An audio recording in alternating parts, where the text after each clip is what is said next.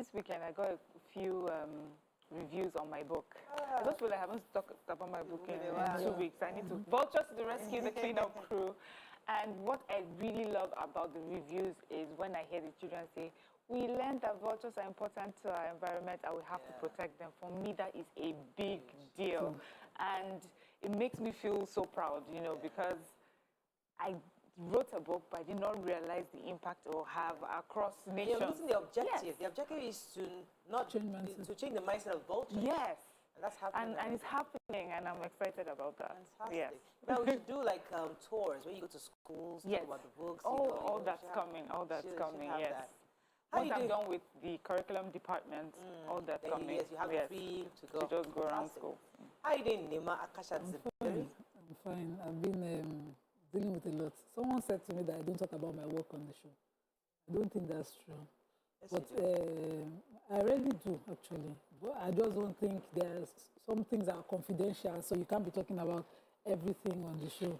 And so I can't talk about that on the show, but I'm still a lawyer. I still sell rice, and I still, have my businesses, and I do work. I recently employed a new staff, so I'm doing things, but I'm not talking about them. I'm just grateful. Every single day, I'm just grateful for life, grateful for family, and grateful for loved ones, Okay. And you, how was your weekend? Not bad, not bright. Friday and Saturday was our anniversary. Yes. And I've been trying to get Brown to take me out. So finally, he decided to take us out. But you know what? Maybe I would have asked him to take me out, because when somebody takes you out finally, and then there's not complaints of, okay, how much, this price? And say, this is how much you're going to complain. Throughout the food, he's analyzing the cost of what we're eating. Okay, let's say, stop, Mariah. Say this again. Don't pay attention to all the things that didn't go right. Just tell us what went right. So on Saturday was your anniversary, and you went out. We had a good time. Good. I enjoyed the meal. Good. It was nice to hang out. What did you eat? I had this was an Asian restaurant. I don't know the Asian names, but I know it had a lot of prawns in it. It had soup. We had salad. We had some pâtés. It was really, really nice. Good. That was nice. That was a lovely. I had to hear about the cost. You know how he does that after we now finish, he said, so this thing now, tomorrow morning, people that finished it, that come out. Exactly. That's come out. But the experience. So I'm trying to tell you, we went to have an impromptu lunch, and I did the same thing. I checked the prices. I checked everything. Yeah, we had a lovely lunch. For lunch. Mariah took us out to a lovely. We had fun. Yeah. That place is really nice. It's very exclusive. You can actually have a nice party. Your party there. You can plan something there. And then yesterday we had a production with Dr. Stephen Akitayo, his new TV show. It was really nice. It was a good experience on set, and I'm really happy for him. There's a lot of work he's doing. Let's go on a break. When we return, we go through the front pages of the papers. We have a very special guest today. We're so excited to talk to him. Plenty gist, but first, let's go to the front pages of the papers. Stay with us. We'll be right back.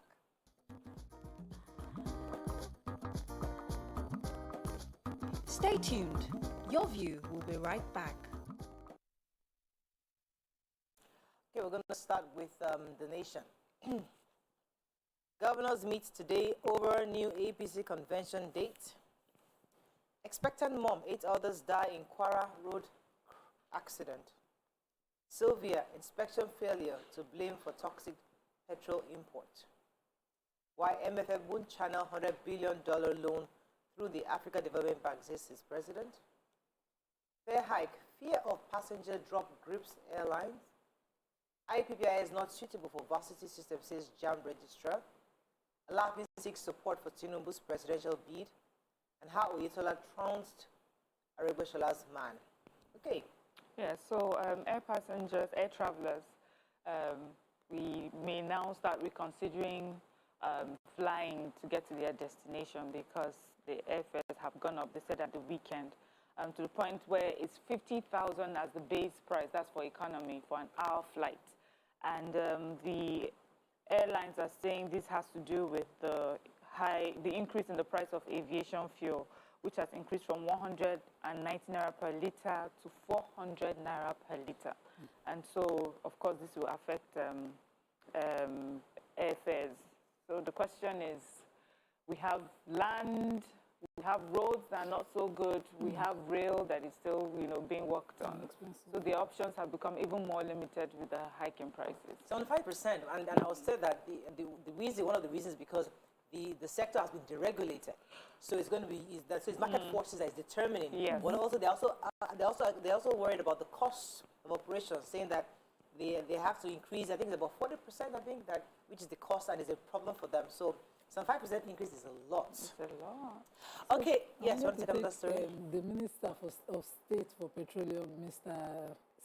Timothy Silva, he said the failure of inspection is what brought this toxic petrol that caused the scarcity in the first place into the system. Speaking on his behalf was his media aide, Rochas Okorocha, and he is urging Nigerians to be patient in the same tone, taking responsibility, saying that failure of inspection brought this.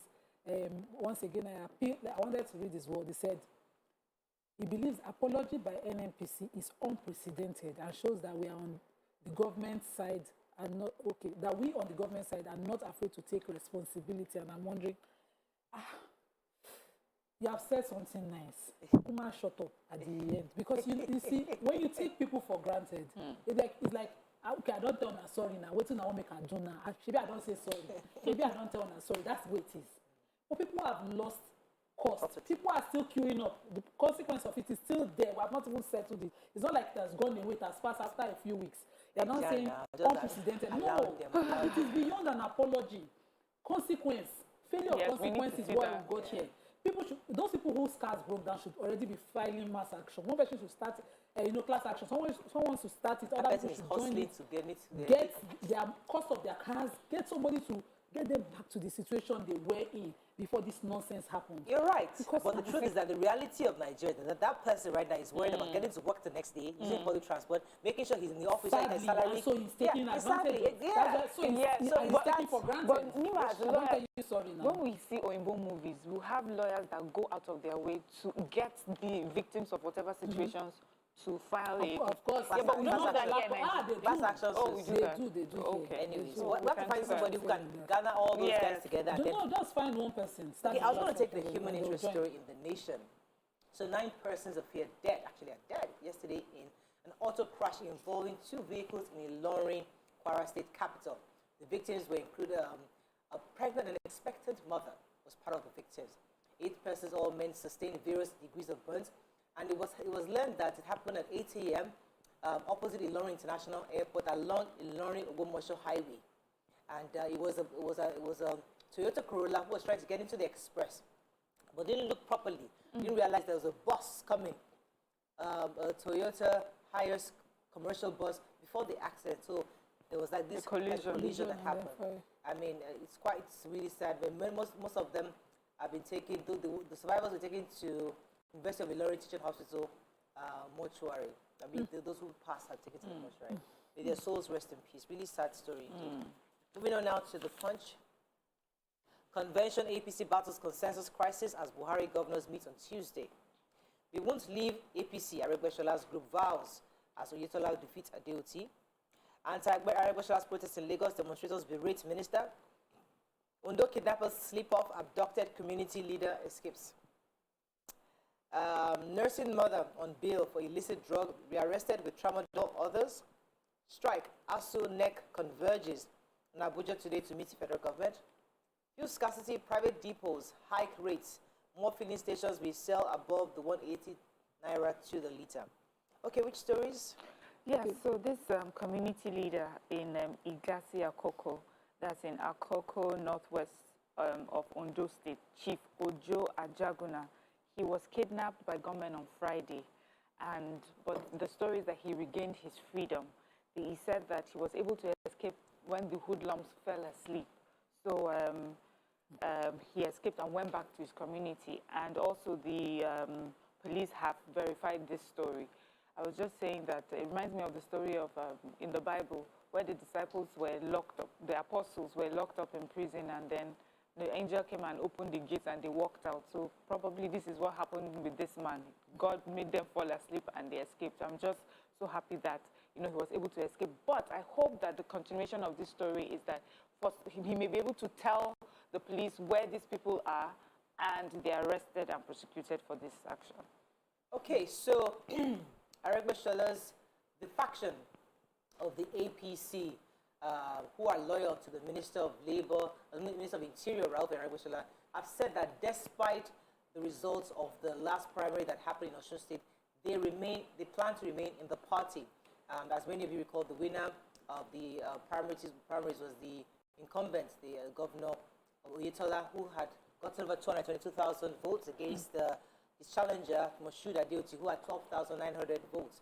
And he was speaking exclusively to Punch on Sunday. The secretary of the faction, Lani Badiriwa, said the group predicted that this might happen, and they're still consulting amongst themselves. But what is most important is that they don't plan to leave the party as of now. And I think Nigerians must accept that, listen, internal democracy means that we will go against each other, but at the end of the day, we are working together for one objective. So, because people were carrying coffins over the weekend, what that does is totally vilify democracy. Yeah. We're trying to make democracy a beautiful system, and by doing that, we can choose to agree. You can go against me, but at the end of the day, we must all agree to say, okay, we're going to support whomever it is that wins. So I think that's what democracy really is about. And those people carrying placards and carrying coffins are totally out of place.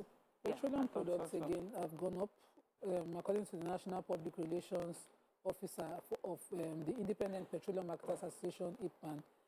Petroleum products are being sold by private depot now at 167 to 170 naira per liter. So at some filling stations, you start to buy, people are now buying at 180 naira per liter. And they are claiming that because of that cost difference, of course, it might even go much higher. The federal government insists that, it is still being sold at the controlled price of 162 to 165 naira, but that's not the case now. And I'm hoping that they look into this as quickly as possible. Yes, let me take one more story. NDLEA have arrested a woman. In fact, it's re-arrested a woman called Mrs. Rashidat Adebayo. She's a nursing mother, and she had been arrested once before for, having illicit drugs on her, and she was let go on bail, and she was rearrested while involving herself with, while she had with her all sorts of drugs. They say tramadol and, many other drugs with her. Obviously, this is not a woman that wants to be rehabilitated, so exactly, unrepentant criminal. And the agency also said that they were able to foil an attempt by a syndicate to steal about 2.7 billion naira from the Nigerian economy. So they had this concealed delivery, a parcel delivery that had counterfeit money of about $4.7 million cash. That's fake money. That money would have been released into our economy and exchanged for real money. But they were able to get that, and the suspect, the principal suspect, and Abdul Mumini Maikaswa, was arrested. This consignment was sent from Lagos, was going to Abuja. So well done, NDLEA. They said, of course, this case will be now moved to EFCC for further investigation. So the battle to get the APC's national chairman is still ongoing. There's still continuous meetings. From the papers, there is a meeting today, but the almighty meeting is tomorrow, because that's where the governors will be meeting with the president. He was out of town in Belgium over the weekend. So he's back now, but there's a pre-meeting today with the governors to meet, and they're trying to see if there can be an extension. So they were supposed to have a convention by the end of this month. Someone will ask for a 2-week extension to March 12th, but they're still trying to have a meeting today, hopefully tomorrow. This is very important because whomever becomes the chairman can influence whoever is the candidate of APC. So that's why all the papers are following up on this story. Let's go on a break. When we come back, we'll move on to other topics and other papers. Stay with us. We'll be right back.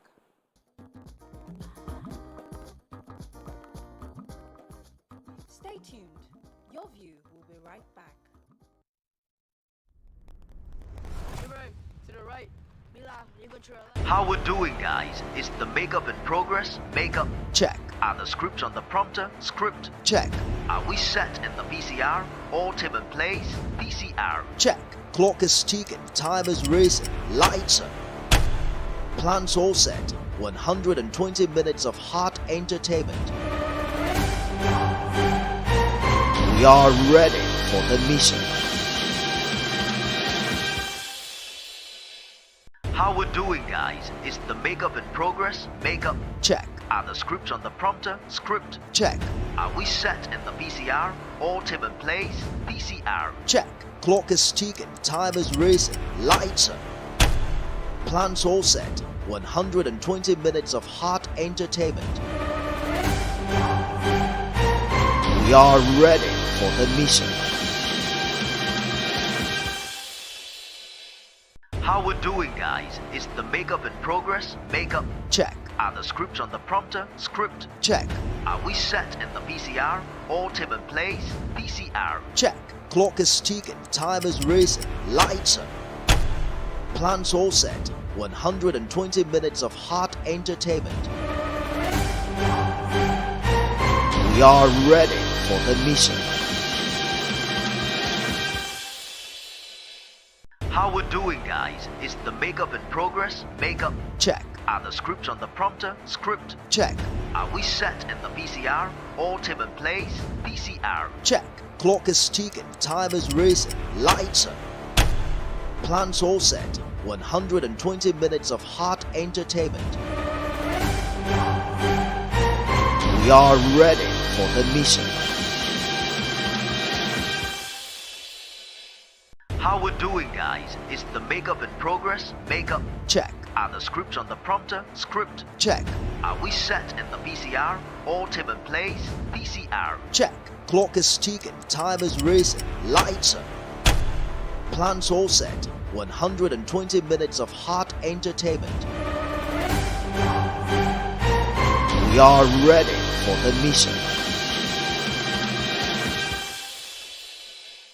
How we're doing, guys? Is the makeup in progress? Makeup check. Are the scripts on the prompter? Script check. Are we set in the VCR? All team in place? VCR check. Clock is ticking, time is racing, lights are. Plans all set. 120 minutes of hot entertainment. We are ready for the mission. How we're doing, guys? Is the makeup in progress? Makeup check. Are the scripts on the prompter? Script check. Are we set in the VCR? All team in place? VCR check. Clock is ticking, time is racing, lights are. Plans all set. 120 minutes of hot entertainment. We are ready for the mission. How we're doing, guys? Is the makeup in progress? Makeup check. Are the scripts on the prompter? Script check. Are we set in the VCR? All team in place? VCR check. Clock is ticking, time is racing, lights are. Plans all set. 120 minutes of hot entertainment. We are ready for the mission.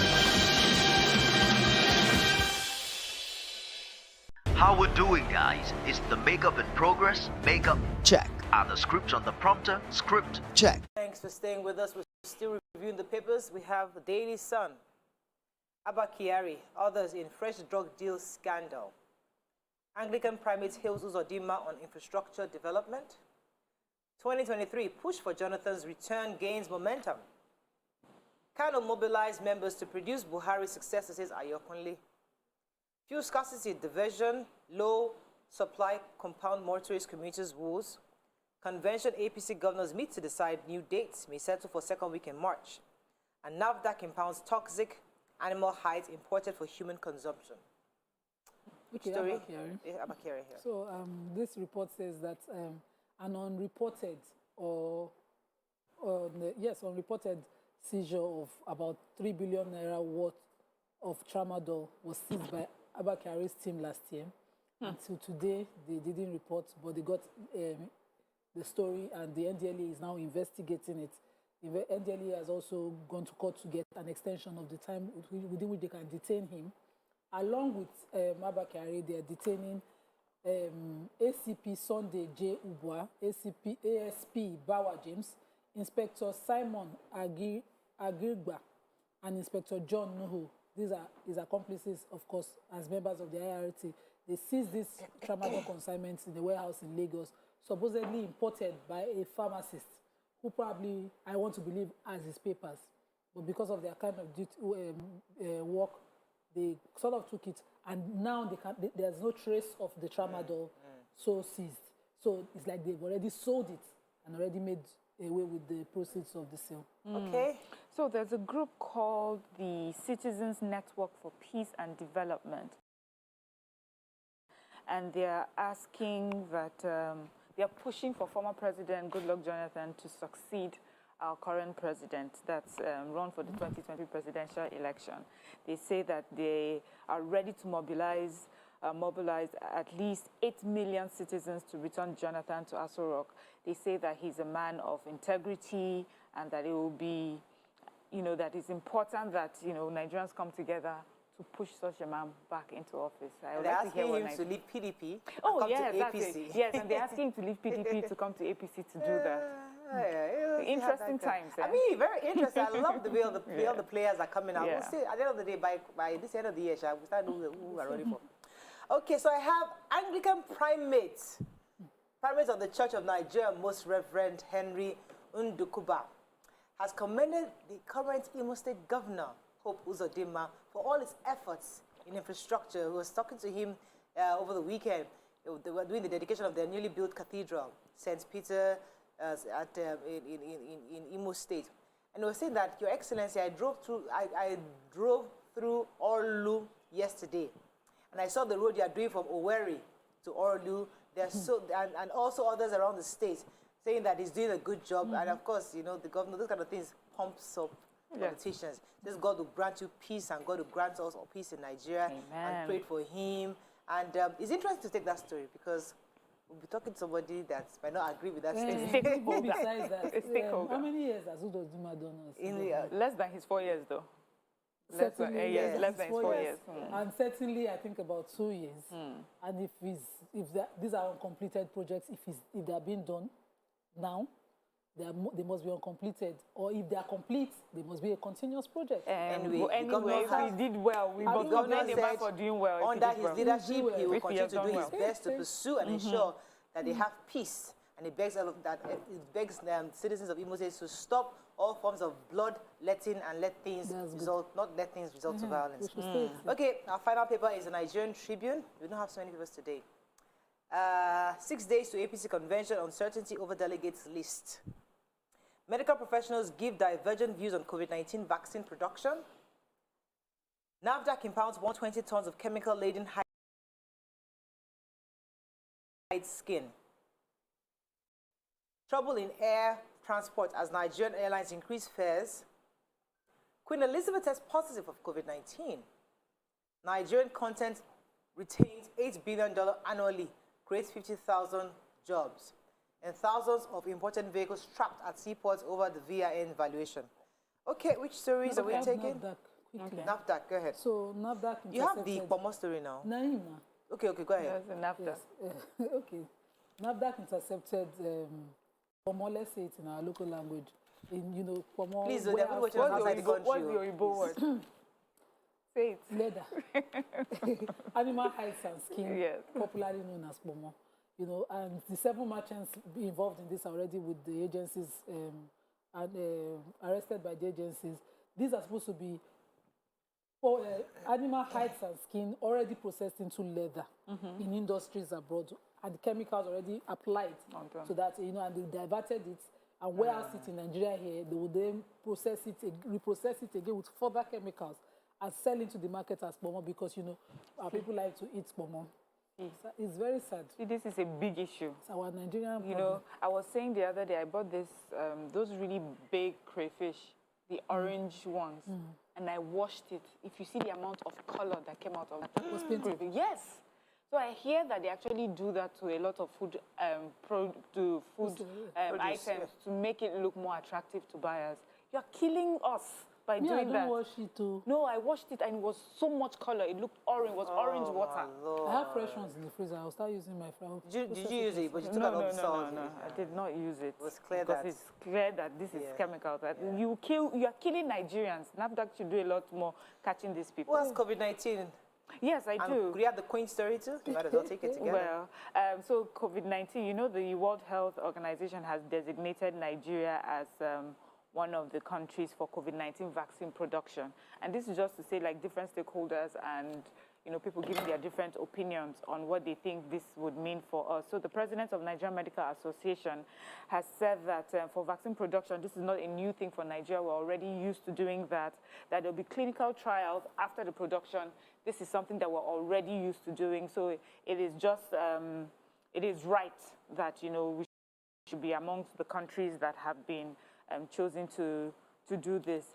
Also, we have a Professor Salako, who says that this is also something that we've always done, but government should make sure that when something starts with a particular administration, a change of power, a change of administration does not change, the project on the ground. But then we have other people who do not necessarily agree.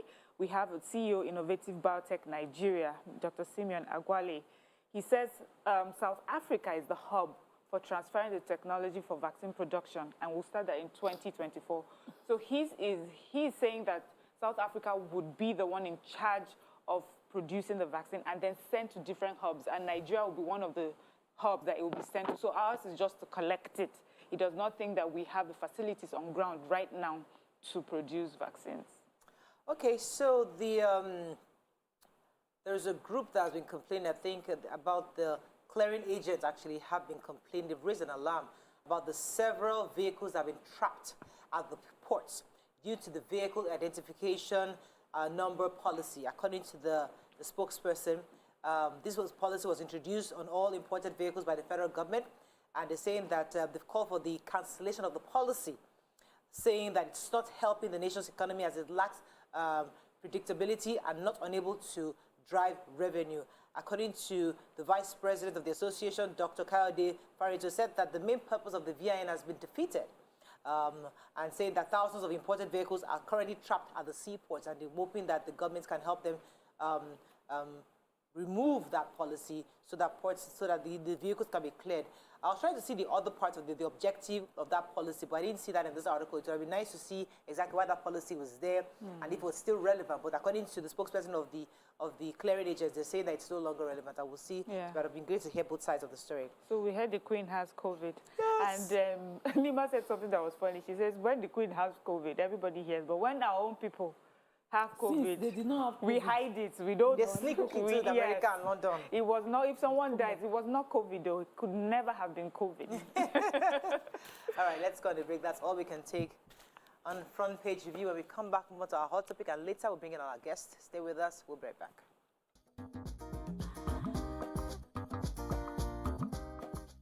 Stay tuned.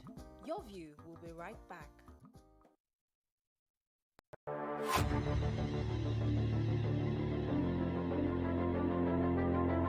At TVC Communications, we're all about our audience. Millions of viewers, listeners, and readers every day all around Nigeria. Our 2 TV stations are among the most watched in Nigeria. TVC News is our award-winning 24-hour national and international news channel headquartered here in Lagos, broadcasting live from our custom-built state-of-the-art news headquarters. TVC, the top-rated family entertainment channel, is the place for fun, music, and information. With our breakfast show, Wake Up Nigeria, the all-female chat show, Your View, the best soaps and dramas from Nolly, Bolly, and Hollywood, music and entertainment blast, courtesy E-Splash, and of course, award-winning news and current affairs. It is all here. With news bureau and studios around the country and the ability to go live anywhere, anytime, we are first for breaking news in Nigeria.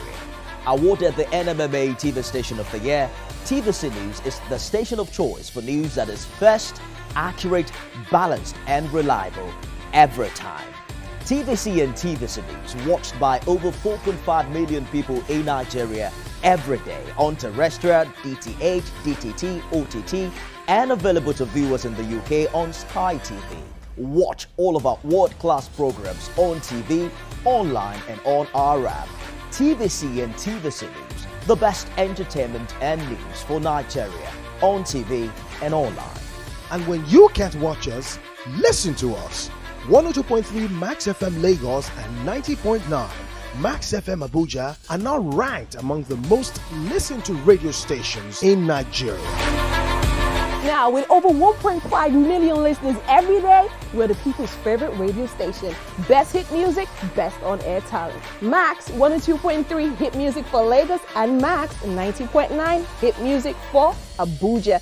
We are your home for that fun, entertainment, and hit music. In Lagos, TVC, our leading family entertainment TV channel, has a 47% market share.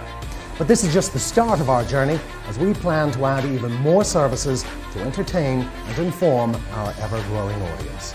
Thanks for being part of the TVC communication story.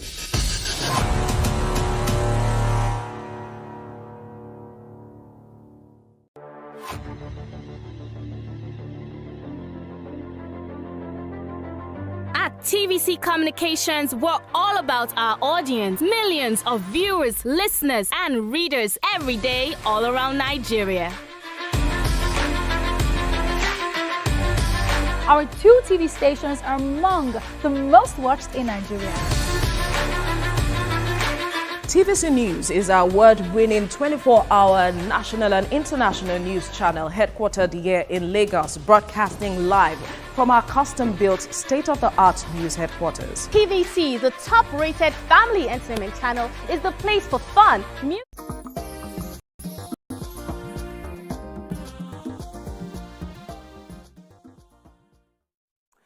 Thanks for staying with us. So, over the weekend, a Twitter user caught our attention.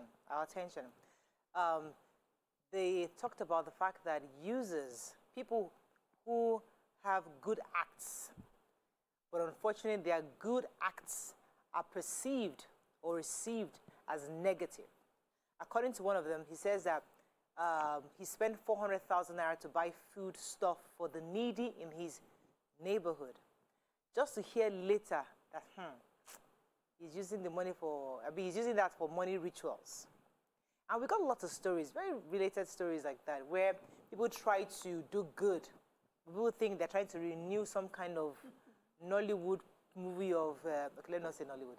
They're trying to renew some kind of ritual practice.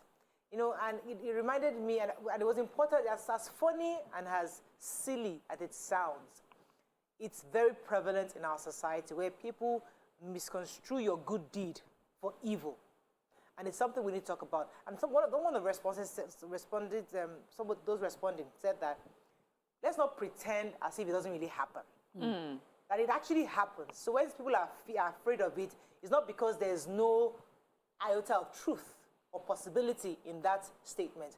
What are your thoughts on this? Is that what our society have become, where we can't even do good without people misconstruing it for evil? Call us on 081-270-53687, 091-390-76948. You can also tweet to us at TVC, hashtag YourViewTVC, and send us messages on YouTube and Facebook. We'll be happy to hear your thoughts. So, not too long ago, I was invited to a party, and I mentioned it to a friend, and the person said, that person's doing the party. No, I'm not going, no. I'm going to use us for ritual matters. You don't know the kind of food they're going to serve at that party. I said, really? He said, no, bro, don't go to that party. That person, they're notorious. Don't go out. Even if you go, don't eat anything because you never know. And I'm thinking to myself, so me, I wanted to go and have fun at the party. And I got to the party.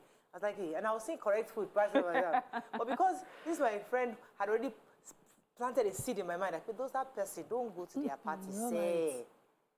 And I'm thinking to myself, is this thing, does it make sense? How do we begin to, how do we receive good works of people? Let me start with you, Mariam. Yeah, it's not even how do you receive. It's really about, okay, so it's not only about people who talk about rituals. It's also in little things. Somebody you do good, someone comes to you and asks you for, help, and you give the person looks at you and thinks that the person, you could have done better. They don't care that you have made a sacrifice to do that. They don't know what your challenges are behind the scenes. They just see you, they make an assumption about you, and you do the best that you can, and they think you should have done better. And they call you stingy. That one that hardly gives, that one that never gives, that one that when they give, they do never give enough. Do you understand? So I just also think it's an entitlement mentality. We expect so much from people except ourselves. we expect people to give us so much, and we don't give them the grace, no gratitude, nothing for that. Concerning the ritual part of it, I think it's a lot of, because I have never seen anyone, I don't know how they renew things. I don't know. I have never seen anyone do that. The only places that I've seen it is how it is, you know, shown in different movies. And I think, you know, when we watch movies, sometimes we try to learn lessons from that. And I guess that's why we're constantly talking about that our film industry should do better and send better messages, more positive messages. Because in the end, really, it really determines how a group of people think, their mindset. So it's good that we pay attention to the good that we receive. You know, there's to say something about my heart is clean, so this will not affect me. Where is that? So if you were not meant to be, you are not a bad person, you haven't done bad, and someone offers you something, I mean, according to our Nigerian and African belief, is that if I was not involved in it, yes, we'll go back to the person in the first place. But for me, it comes from a place of ingratitude, where someone goes out of their way to do their best for you. And instead of you to be thankful for it, it's pride to say, well, after all, this is what the person is trying to do. It's really for their own benefit instead of mine. Interesting. What are your thoughts on this topic? I've seen a lot of this, seen too much of it, Seth. You know, people have this mindset, whether or not you like it. So from my background, kindness is a ritual. Forget it. It is, to do sadaqah is deliberate. It's an act of worship. It's a ritual to God, whether you like it or not. So we give. Giving is good. And growing up, my mom, I was a grinder's child. She had a grinding mill. And so we, in our building of 12 flats, would grind beans and make akara for the entire building every weekend. That's how I grew up. Anybody that is in the shop is supposed to peel the beans, grind it. My mom is frying akara, and all the families interested are bringing their coolers to take akara. And so when I got married, I started doing it, as you know, and it bonded us, because those people, we moved from neighbors to family. So I started doing it with my neighbor, and I did the first one, she took it. The second one, the third one, she come and say, beg, no verse. Then tell you make it, they do something, because you never born, you know? And imagine that. She asked me if it was for a purpose. And I was like, but because I had seen it, some people, they would bring puff-puff to them, maybe in remembrance of a loved one. They say, no, it's ritual, I'm not eating it. I would sit down, buy fizzy drinks those days. I would down the whole food. Because in my house, it was a norm. My mom, even where she moved to, it was normal. And my mom thinks that for you to get the grace that you get from God, you need to give to those who don't have. Yes. If you don't give it, apart from us being Muslims and it was preached, she will push it into your ears till you go deaf. So if you don't give, when you have something, she say, Shebi, you are tight-fisted. You don't ask for God's grace. God is giving you, yet you cannot give. So I thought it was normal. But I heard people who would say, someone once turned back food from my family and said, no, tell your mom I'm tired of this thing. What is it for? I said, thank you. I did not take it home. I sat somewhere and ate it up. This thing is from our religiosity, because especially for those of us in the Christendom, you know, many Christians don't eat salami because they feel like, oh, it's a sacrifice. So it's part of that thinking of, what is this objective? Why would you just fry akara and start distributing? What if there was an objective? What if, like in that case, that person knew I was asking God for a child? So why would you not say it? Do you have a problem with me asking God for a child and giving you something? If God... If it was their own child to get your child. Is it if it was premeditated that, okay, if I'm kind to you, God will out of that grace bless me with the child? Do you want to block it? I don't get it.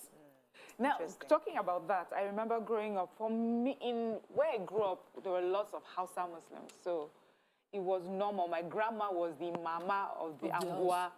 So when it was Christmas, she would cook, and we would go from house to house and we'll take food, rice and chicken to every house. And if my grandma should miss a house, they will come and meet her. Oh, so you did not send rice to us. And when it was Salah, we would get all the rice and stew from different houses. Our house was full. And then other Christians who were not maybe so well known or popular in the street, we would take to them. People used to come to our house to just collect food. And then there was this big tray. We used to always sit down. My grandma would put rice and chicken, and we'd sit down. All of us, did not matter your religion, your ethnicity, we would all eat from the same plate. But what I noticed, which I see is a bit different here, was there was another sect of Islam that came, and there were a lot more, into, no, I don't want to use that. There are a lot more, they believe that there are some things that they should be separate. And my grandma will send us to those houses to give food, and they will not collect the food, and they'll send it back to us. It bothered my grandma, and I remember some of her friends come and say, is this sector?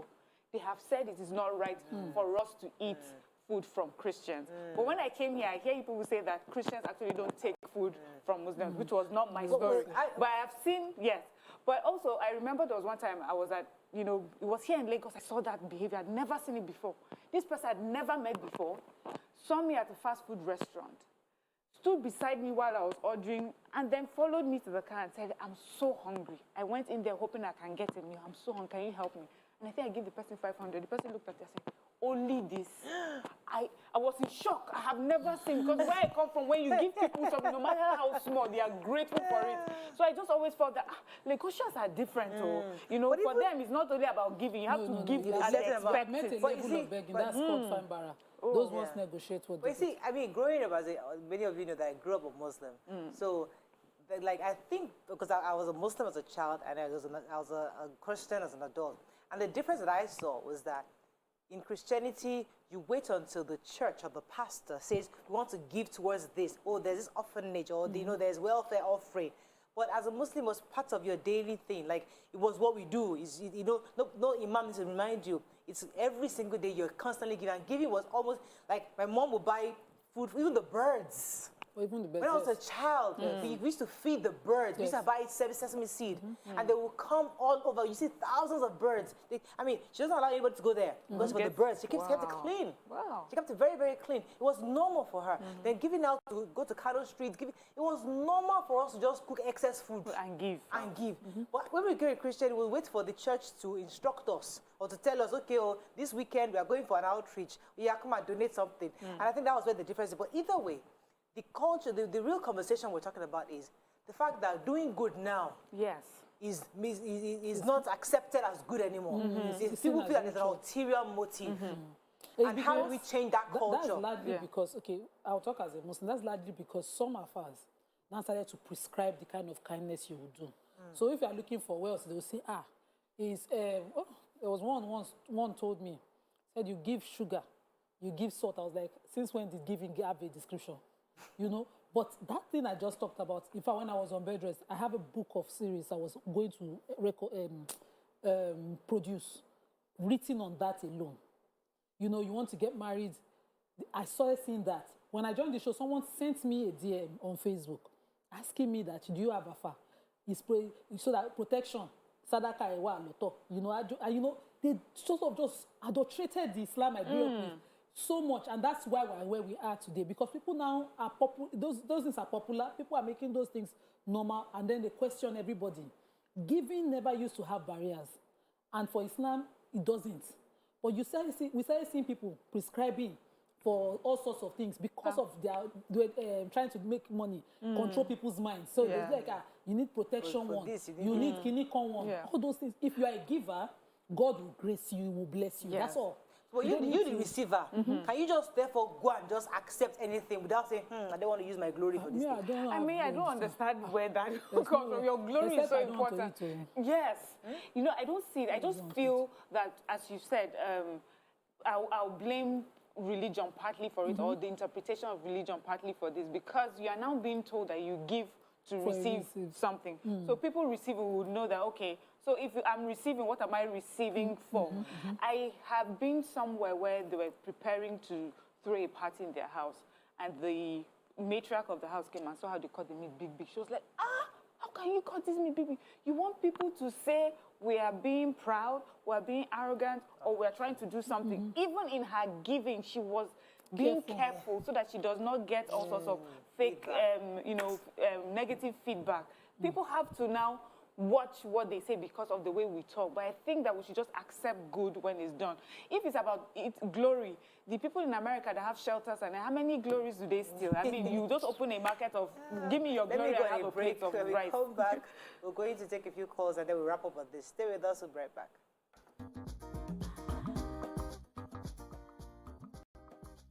Stay tuned. Your View will be right back.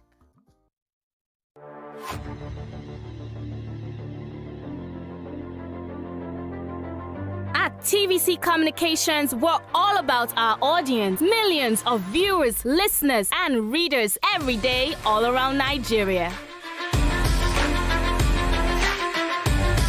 Our 2 TV stations are among the most watched in Nigeria.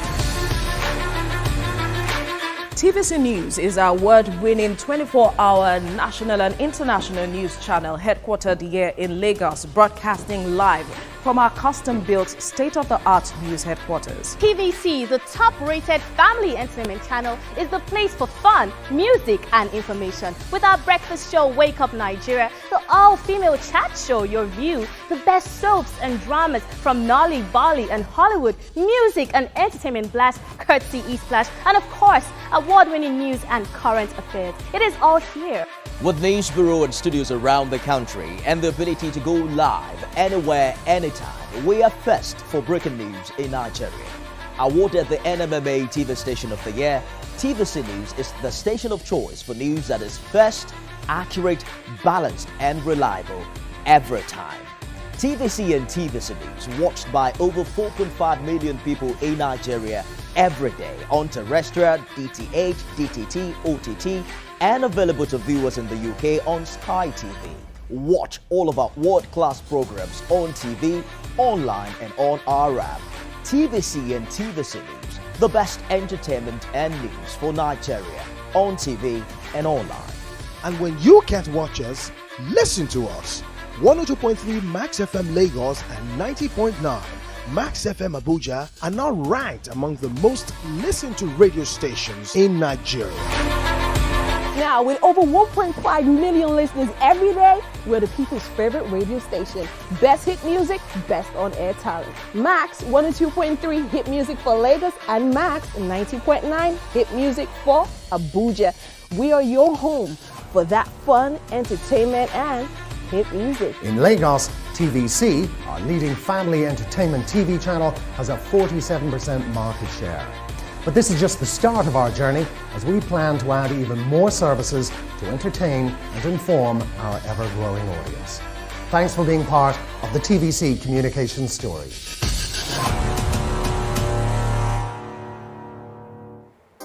Come closer.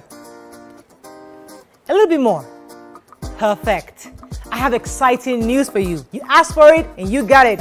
Your favorite breakfast show, Your View, will be going to 2 hours. We're going to have in-depth analysis of the newspaper review and more conversations on the hot topics. The ladies of Your View and I will be stirring up our guests to get an in-depth into all the various topics, and you, our viewers, will have the opportunity to call in and share your views. After all, it's Your View. Join us on Your View, 9 a.m. to 11 a.m. for a fantastic conversation.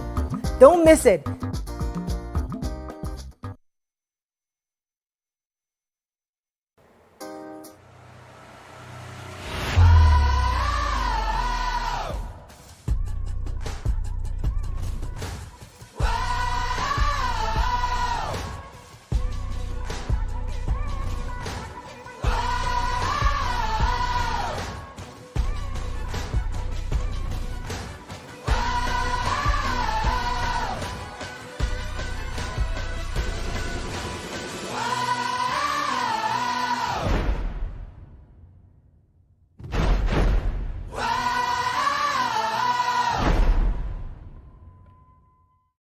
How we're doing, guys? Is the makeup in progress? Makeup check. Are the scripts on the prompter? Script check. Are we set in the VCR? All team in place? VCR check. Clock is ticking, time is racing, lights on. Plans all set. 120 minutes of hot entertainment. We are ready for the mission. How we're doing, guys? Is the makeup in progress? Makeup check. Are the scripts on the prompter? Script check. Are we set in the VCR? All team in place? VCR check. Clock is ticking, time is racing, lights on. Plans all set.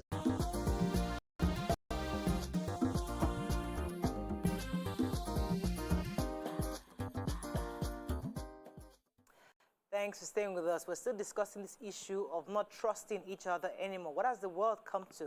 You know, what have we become where people want to extend kindness and therefore is misconstrued for evil. I will try to get some messages. Mariam, you have any messages for us? Yes, so someone says that the glory matter talk, they happen. Don't ignore it.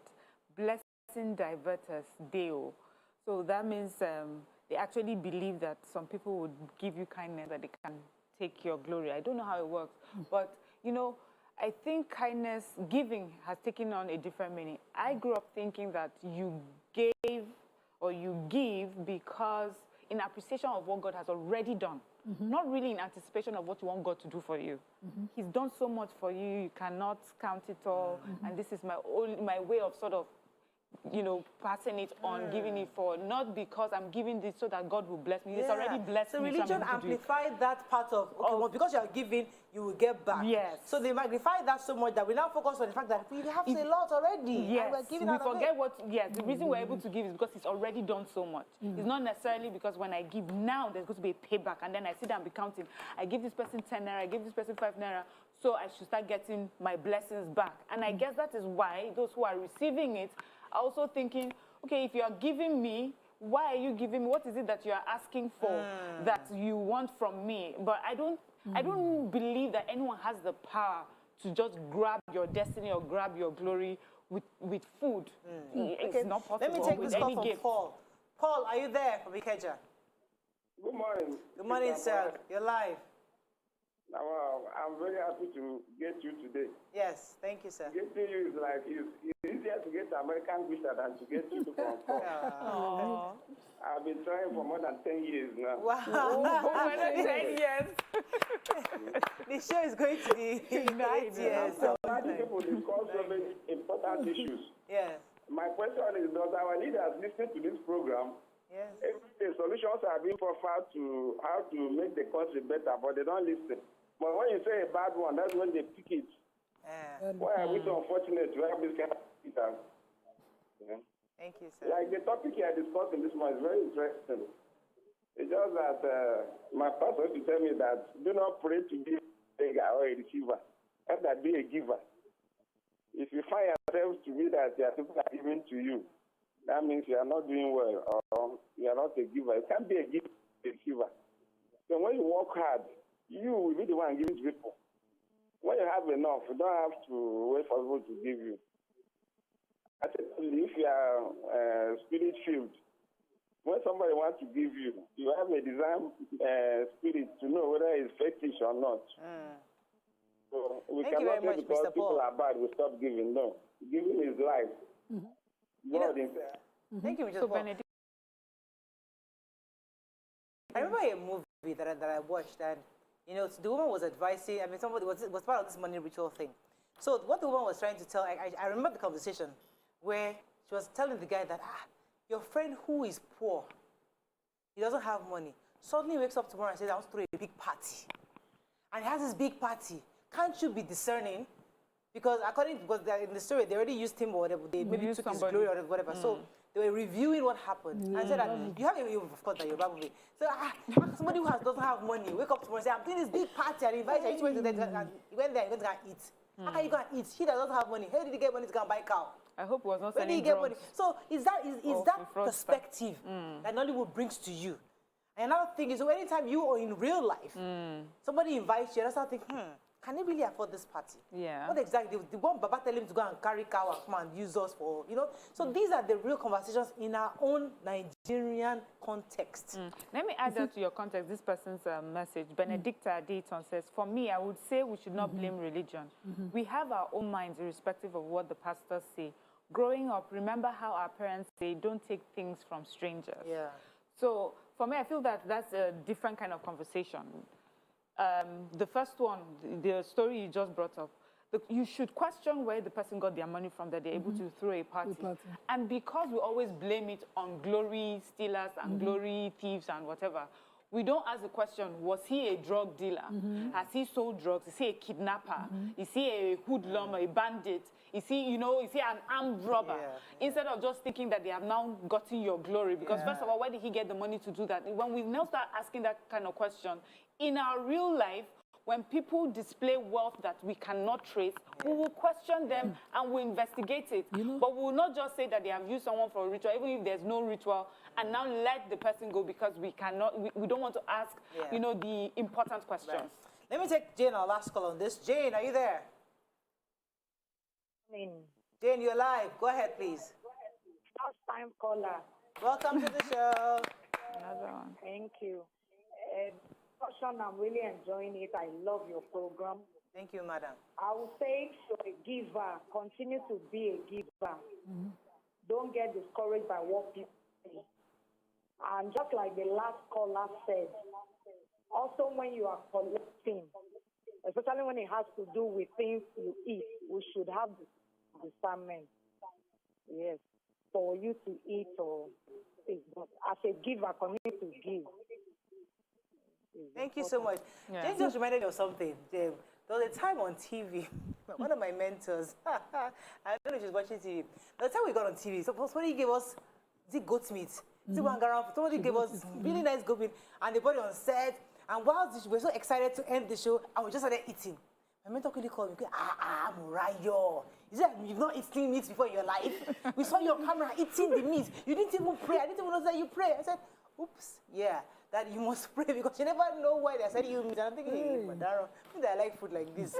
You're constantly eating. So what? That's just on the side. So go ahead, Africans, we've always questioned us. If a relative visits your house, dies, and then the next month you throw a party, you use that person. Yes. In Africans, that's how we believe. You have used that person. Grace must not fall your way after the loss of a child or your parents. You must not buy a house, buy a car. So that's a neighbor. Not even a family, but even a neighbor. So you must not. Grace must not fall on you after a bereavement. It means that something is fishy. Yeah. But let me take John Ibinu's comment. He says, "I'm sure you have heard of Owo Anabo before, where they give you money, and because it touches your other money, it takes away all the monies within the same bundle he touched. I don't subscribe to the suspicious people, but sometimes caution is needed. As Christians, that's why there is the need for the Holy Spirit to speak to us or have the spirit of discernment. Some abuse the intention of giving. It exists, and so we shouldn't throw it away. So this is what I do practically. If I have to pray at your house before I start eating, as I have to pray, I will never eat at your house. There's no point. Why are you even visiting the house where you don't make trust? So it's your friend's place that you go, your friend's parties that you go. It is your friends who extend love and giving to you. So there's no, I don't believe that. If you don't see me at your house or at your party or anything, then you can know, but I can't be seated there. They're serving food. But people will say that it's people who are, it's those who are really close to you that can betray you. So that's why some people make. Anyway, we have to wrap up on this, but it's an interesting perspective. It's an interesting conversation to have because that's the reality, and it's important that kindness, no matter what you do, God understands kindness, and He sees it from the heart. It's not about what you're giving; it comes from within. When He sees the motive, and there's a belief that I have that. Me that I'm receiving, because I know I like food. I say, Father Lord, because you know I like food, just because you know my own heart is clean. Whatever it is, Father, let it go back to sender. So me, I eat. I eat. I thank God for the food. I don't stop food. But let us. Poor people. That is all we can take on this second. When we come back, we have a very, very special guest who will be joining the ladies on an interesting conversation. Stay with us. We'll be right back.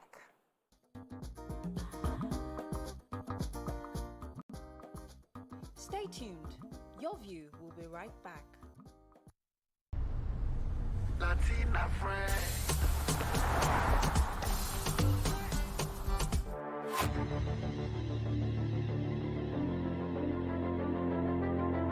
At TVC Communications, we're all about our audience. Millions of viewers, listeners, and readers every day all around Nigeria. Our 2 TV stations are among the most watched in Nigeria. TVC News is our award-winning 24-hour national and international news channel headquartered here in Lagos, broadcasting live from our custom-built state-of-the-art news headquarters. TVC, the top-rated family entertainment channel, is the place for fun, music and information. With our breakfast show, Wake Up Nigeria, the all-female chat show, Your View, the best soaps and dramas from Nolly, Bali and Hollywood, music and entertainment blast, courtesy E-Splash, and of course, award-winning news and current affairs. It is all here. With news bureau and studios around the country and the ability to go live anywhere, anytime, we are first for breaking news in Nigeria. Awarded the NMMA TV Station of the Year, TVC News is the station of choice for news that is first, accurate, balanced and reliable every time. TVC and TVC News watched by over 4.5 million people in Nigeria every day on terrestrial, DTH, DTT, OTT, and available to viewers in the UK on Sky TV. Watch all of our world-class programs on TV, online and on our app. TVC and TVC News, the best entertainment and news for Nigeria on TV and online. And when you can't watch us, listen to us. 102.3 Max FM Lagos and 90.9 Max FM Abuja are now ranked among the most listened to radio stations in Nigeria. Now, with over 1.5 million listeners every day, we're the people's favorite radio station. Best hit music, best on-air talent. Max 102.3 hit music for Lagos and Max 90.9 hit music for Abuja. We are your home for that fun, entertainment, and hit music. In Lagos, TVC, our leading family entertainment TV channel, has a 47% market share. But this is just the start of our journey, as we plan to add even more services to entertain and inform our ever-growing audience. Thanks for being part of the TVC communications story.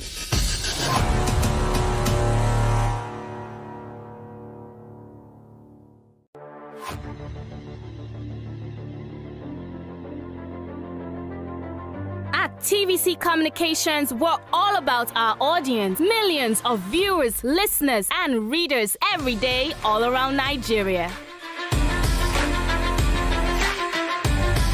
Our 2 TV stations are among the most watched in Nigeria. TVC News is our award-winning 24-hour national and international news channel headquartered here in Lagos, broadcasting live from our custom-built state-of-the-art news headquarters. TVC, the top-rated family entertainment channel, is the place for fun, music and information. With our breakfast show, Wake Up Nigeria, the all-female chat show, Your View, the best soaps and dramas from Nolly, Bali and Hollywood, music and entertainment blast, courtesy E-Splash, and of course, award-winning news and current affairs. It is all here. With news bureau and studios around the country and the ability to go live anywhere, anytime, we are first for breaking news in Nigeria. Awarded the NMMA TV Station of the Year, TVC News is the station of choice for news that is first, accurate, balanced and reliable every time. TVC and TVC News watched by over 4.5 million people in Nigeria every day on terrestrial, DTH, DTT, OTT, and available to viewers in the UK on Sky TV.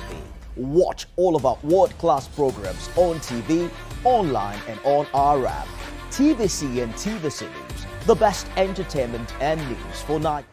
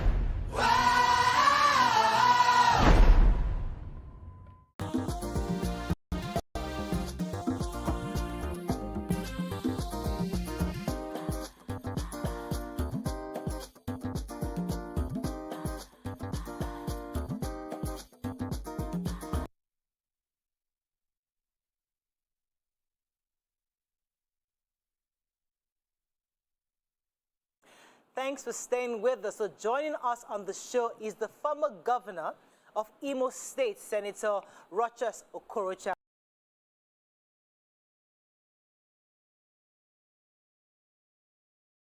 He'll be speaking on issues, diverse issues, from state of the nation to insecurity, his impasse with the current governor of Imo State, Senator Hope Uzodinma, and it's called all the other issues with him and his state. Join us as we welcome the former governor of Imo State, Senator Rochas Okorocha. Welcome to the show, sir. Hello, sir. Are you there? Thank you very much. It's a pleasure having you. Yes, thank you very much. I can hear you. All right, so let's start with your most recent declaration for president. Everybody was excited to hear of your interest.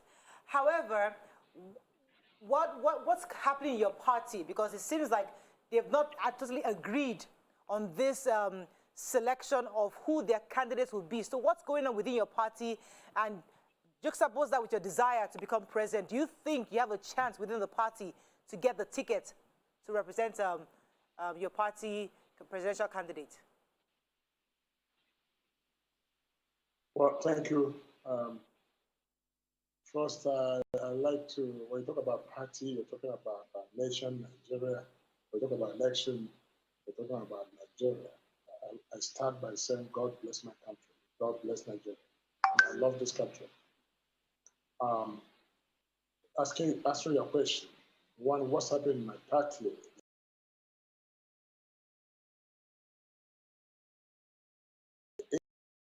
APC is very common with Nigerian politics, and it's not peculiar with APC. I think this is what we've been trying to get right since the inception of democracy. We're going to have a convention. This has been changed and changed and changed, and all because I guess the party is trying to put our us together and see how these positions will ensure unity within the party. If you recall, this party was formed by 4 major groups. The CPC, led by our President Muhammad Buhari, then former head of state.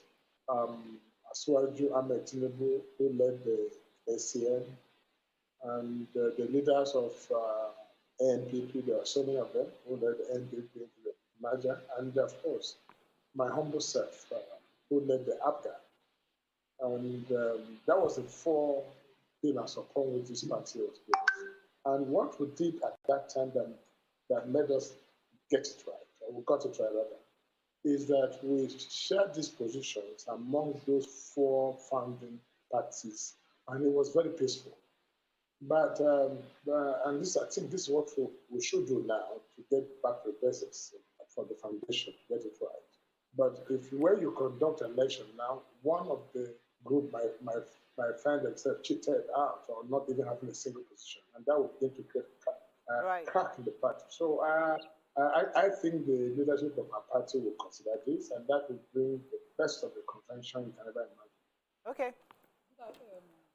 Senator, sir, recently you went to see the president on the EFCC continuous harassment, as you put it, of your person, and their insistence on not obeying court order. So you have a subsisting court order restricting them from prosecuting you or, investigating or prosecuting you.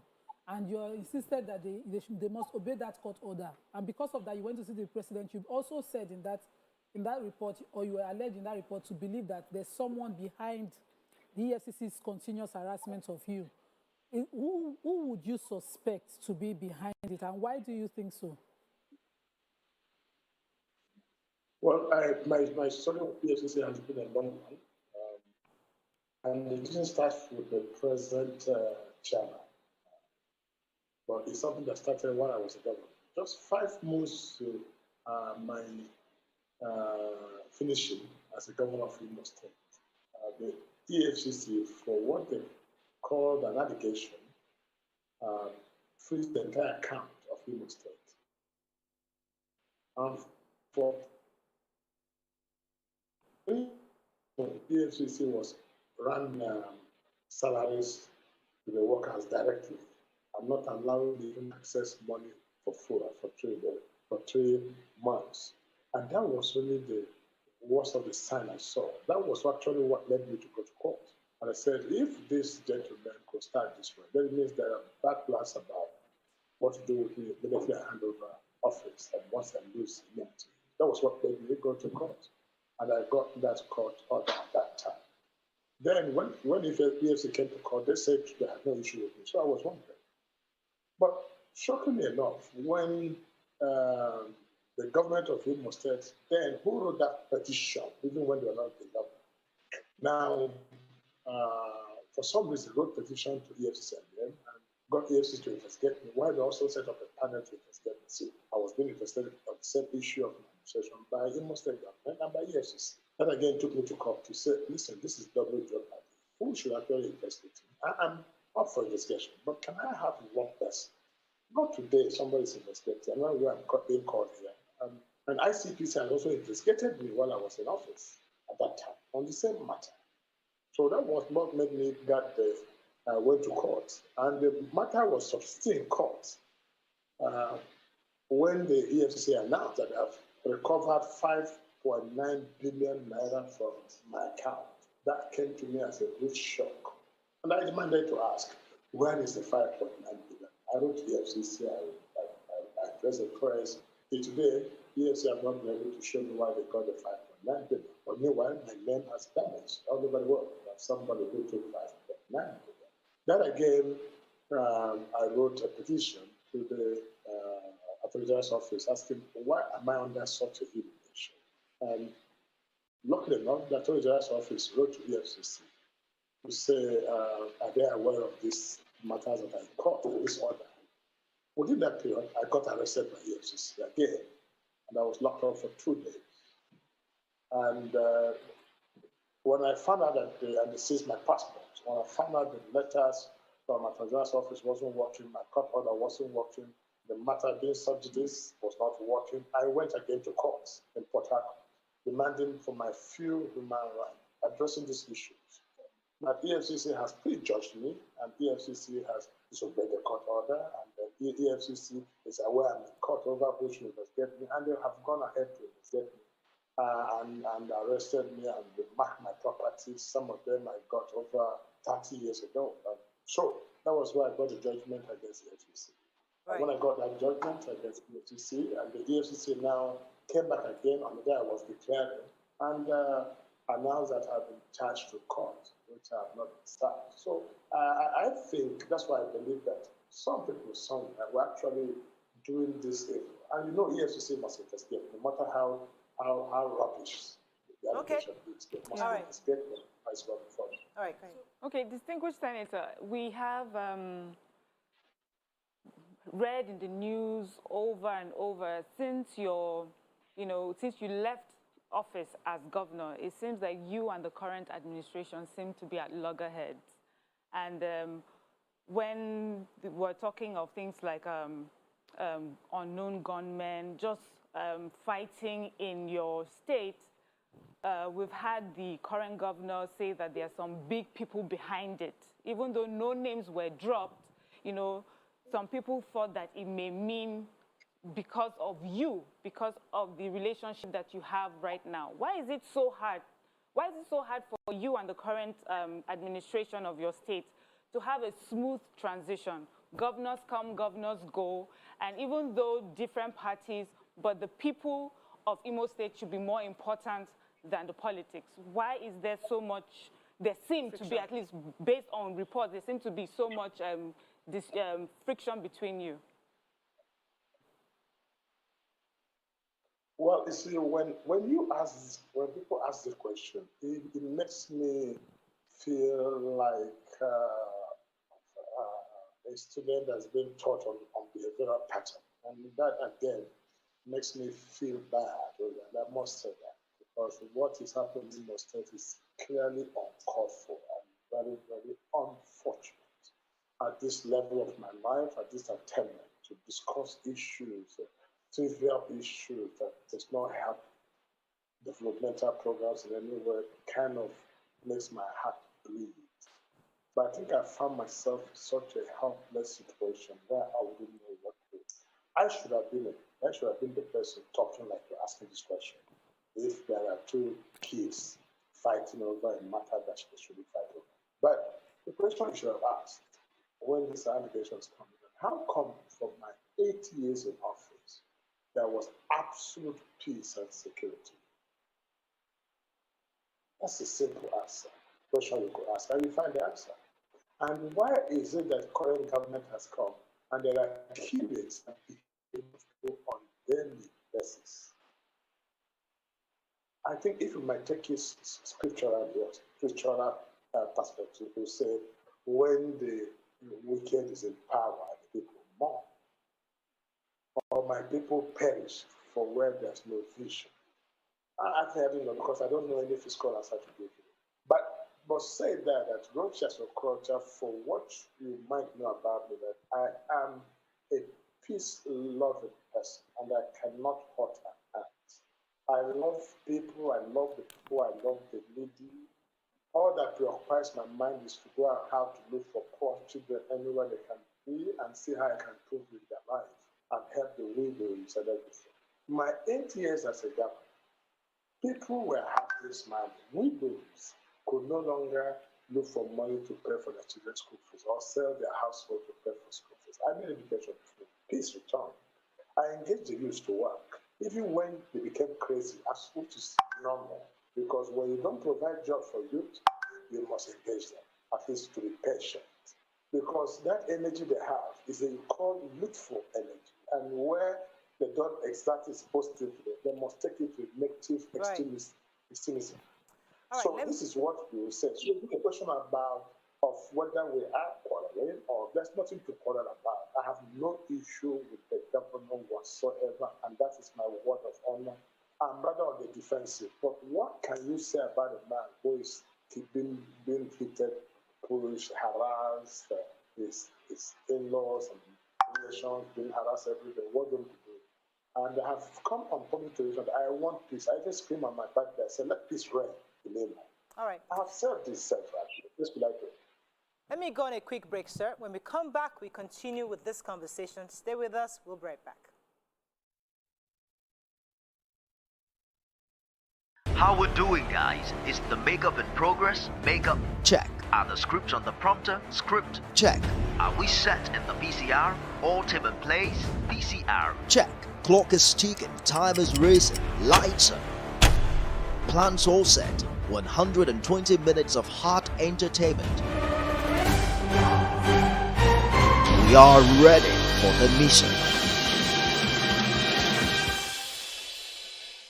How we're doing, guys? Is the makeup in progress? Makeup check. Are the scripts on the prompter? Script check. Are we set in the VCR? All team in place? VCR check. Clock is ticking, time is racing, lights are. Plans all set. 120 minutes of hot entertainment. We are ready for the mission. How we're doing, guys? Is the makeup in progress? Makeup check. Are the scripts on the prompter? Script check. Are we set in the VCR? All team in place? VCR check. Clock is ticking, time is racing, lights are. Plans all set. 120 minutes of hot entertainment. We are ready for the mission. How we're doing, guys? Is the makeup in progress? Makeup check. Are the scripts on the prompter? Script check. Are we set in the VCR? All team in place? VCR check. Clock is ticking, time is racing, lights are. Plans all set. 120 minutes of hot entertainment. We are ready for the mission. How we're doing, guys? Is the makeup in progress? Makeup check. Are the scripts on the prompter? Script check. Are we set in the VCR? All team in place? VCR check. Clock is ticking, time is racing, lights are. Plans all set. 120 minutes of hot entertainment. We are ready for the mission. How we're doing, guys? Is the makeup in progress? Makeup check. Are the scripts on the prompter? Script check. Are we set in the VCR? All team in place? VCR check. Clock is ticking, time is racing, lights on. Plans all set, 120 minutes of hot entertainment. We are ready for the mission.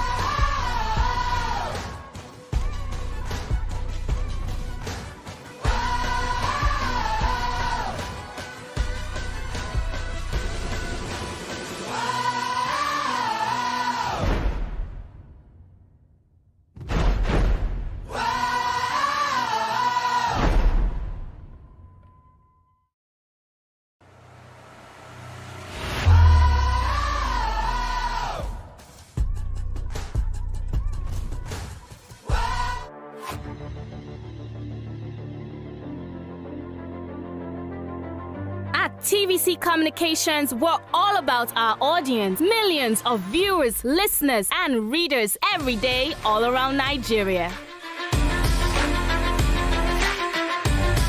Our 2 TV stations are among the most watched in Nigeria. TVC News is our award-winning 24-hour national and international news channel headquartered here in Lagos, broadcasting live from our custom-built state-of-the-art news headquarters. TVC, the top-rated family entertainment channel, is the place for fun, music, and information. With our breakfast show, Wake Up Nigeria, the all-female chat show, YourView, the best soaps and dramas from Nolly, Bali, and Hollywood, music and entertainment blast, courtesy E-Splash, and of course, award-winning news and current affairs. It is all here. With news bureau and studios around the country and the of Imo State with us, Senator Rochas Okorocha. Sir, are you still there? Yes. Yes, Yeah. I'm here. Now, many have said that in the beginning, everything was good when you were governor, you know, under APGA, that the downturn in your state was seen after you moved on to APC, and there were lots of changes within your state. My question to you, sir, is do you think today APC has favored you as a person, as a politician, considering the fact that many people in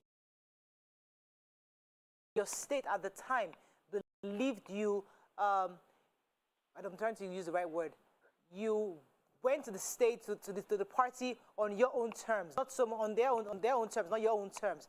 What would you say to your being in the APC party as of today? Has it been beneficial to you as a politician? Well, what I did with APC was display of courage.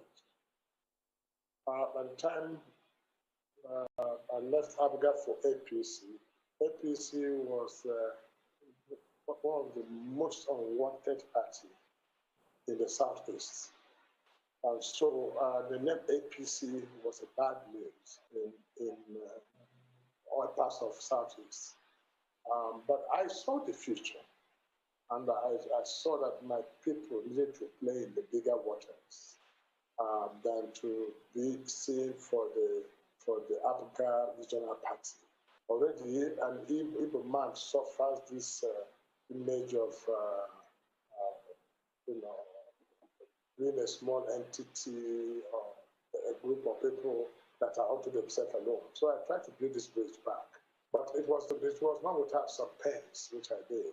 Which I had. So my winning election in Imo State under APC could be said to be adjudged as the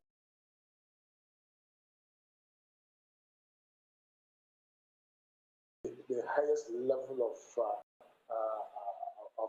popularity and acceptability by the people. So people voted me at that time, not because of that, but because of that. And they believed in me that I wouldn't take them to anywhere back. Just unlike my colleagues from the north, everyone that won election because of President Mohamed Buhari.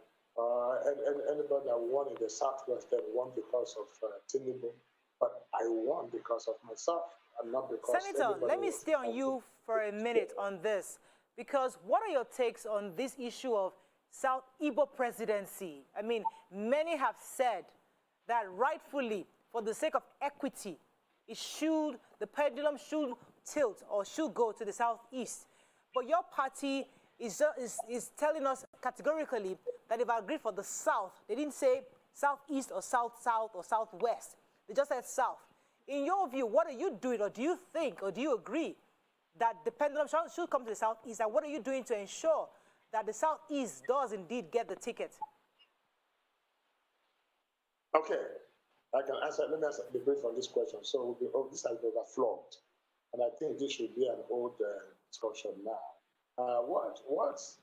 First and foremost, when you talk about Igbo presidency, we don't have Hausa presidency, neither we don't have Yoruba presidency. When this is captioned like Igbo presidency, as if you have a president to run Igbo affairs, it's not what it is.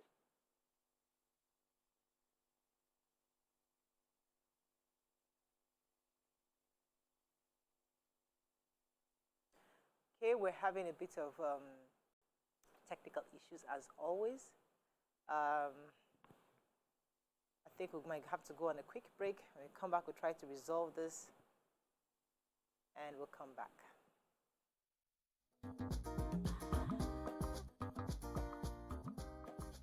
Stay tuned. Your View will be right back.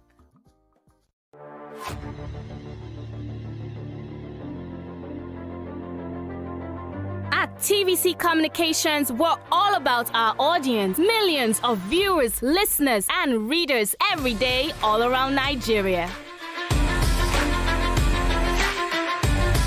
Our 2 TV stations are among the most watched in Nigeria. TVC News is our award-winning 24-hour national and international news channel headquartered here in Lagos, broadcasting live from our custom-built state-of-the-art news headquarters. TVC, the top-rated family entertainment channel, is the place for fun, music, and information. With our breakfast show, Wake Up Nigeria, the all-female chat show, YourView, the best soaps and dramas from Nolly, Bali, and Hollywood, music and entertainment blast, courtesy E-Splash, and of course, award-winning news and current affairs. It is all here. With news bureau and studios around the country and the ability to go live anywhere, anytime, we are first for breaking news in Nigeria. Awarded the NMMA TV Station of the Year, TVC News is the station of choice for news that is first, accurate, balanced, and reliable every time. TVC and TVC News watched by over 4.5 million people in Nigeria every day on terrestrial, DTH, DTT, OTT, and available to viewers in the UK on Sky TV. Watch all of our world-class programs on TV, online, and on our app. TVC and TVC News, the best entertainment and news for Nigeria, on TV and online. And when you can't watch us, listen to us. 102.3 Max FM Lagos and 90.9 Max FM Abuja are now ranked among the most listened to radio stations in Nigeria. Now, with over 1.5 million listeners every day, we're the people's favorite radio station. Best hit music, best on-air talent. Max 102.3 hit music for Lagos and Max 90.9 hit music for Abuja. We are your home for that fun, entertainment, and hit music. In Lagos, TVC, our leading family entertainment TV channel, has a 47% market share. But this is just the start of our journey, as we plan to add even more services to entertain and inform our ever-growing audience. Thanks for being part of the TVC communication story.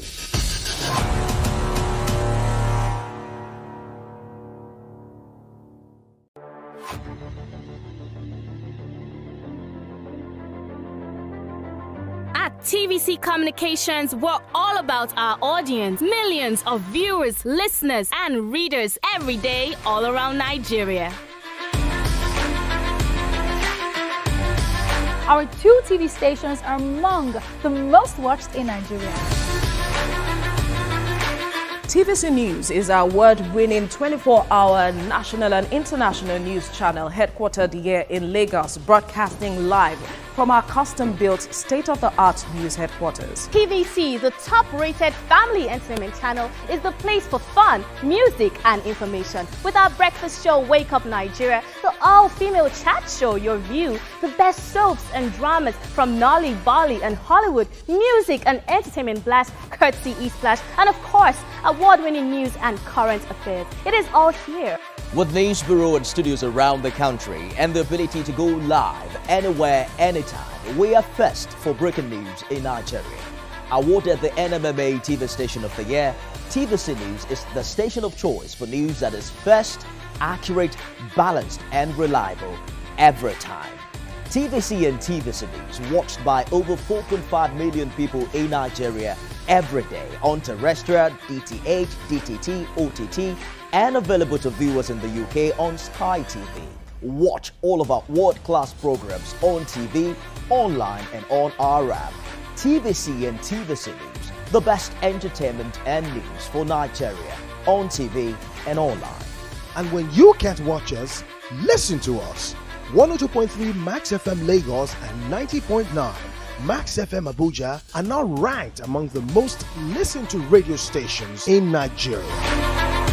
Now, with over 1.5 million listeners every day, we're the people's favorite radio station.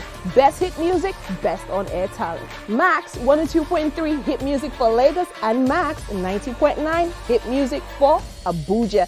We are your home for that fun, entertainment, and hit music. In Lagos, TVC, our leading family entertainment TV channel, has a 47% market share. But this is just the start of our journey, as we plan to add even more services to entertain and inform our ever-growing audience. Thanks for being part of the TVC communication story.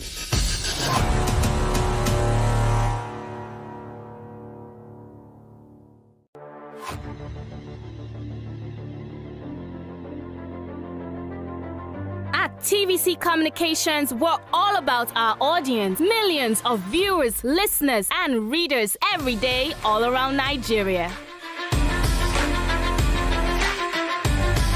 Our 2 TV stations are among the most watched in Nigeria. TVC News is our award-winning 24-hour national and international news channel headquartered here in Lagos, broadcasting live from our custom-built state-of-the-art news headquarters. TVC, the top-rated family entertainment channel, is the place for fun, music, and information. With our breakfast show, Wake Up Nigeria, the all-female chat show, Your View, the best soaps and dramas from Nolly, Bali, and Hollywood, music and entertainment blast, courtesy E-Splash, and of course, award-winning news and current affairs. It is all here. With news bureau and studios around the country and the ability to go live anywhere, anytime, we are first for breaking news in Nigeria. Awarded the NMMA TV Station of the Year, TVC News is the station of choice for news that is first, accurate, balanced, and reliable every time. TVC and TVC News watched by over 4.5 million people in Nigeria every day on terrestrial, DTH, DTT, OTT, and available to viewers in the UK on Sky TV. Watch all of our world-class programs on TV, online, and on our app. TVC and TVC News, the best entertainment and news for Nigeria on TV and online. And when you can't watch us, listen to us. 102.3 Max FM Lagos and 90.9 Max FM Abuja are now ranked among the most listened to radio stations in Nigeria. Now, with over 1.5 million listeners every day, we're the people's favorite radio station. Best hit music, best on-air talent. Max 102.3 hit music for Lagos and Max 90.9 hit music for Abuja. We are your home for that fun, entertainment, and hit music. In Lagos, TVC, our leading family entertainment TV channel, has a 47% market share. But this is just the start of our journey as we plan to add even more services to entertain and inform our ever-growing audience. Thanks for being part of the TVC Communications story.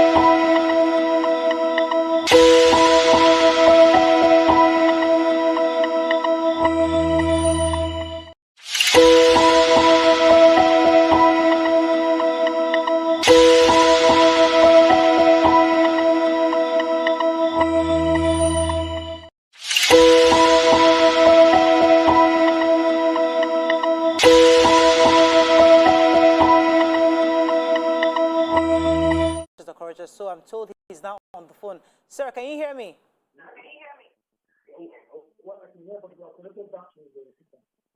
It's a bit low. Can you hear me, sir? Okay, it's hard to hear you properly. Maybe the volume is low. You're responding to my question concerning APC zoning the presidential candidate to the southeast.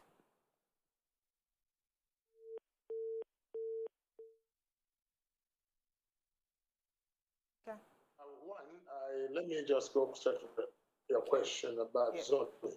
Yeah. I said there's no point trying to trivialize the matter by saying Igbo presidency, just like we don't have Yoruba presidency, Hausa presidency, Efik presidency. We have a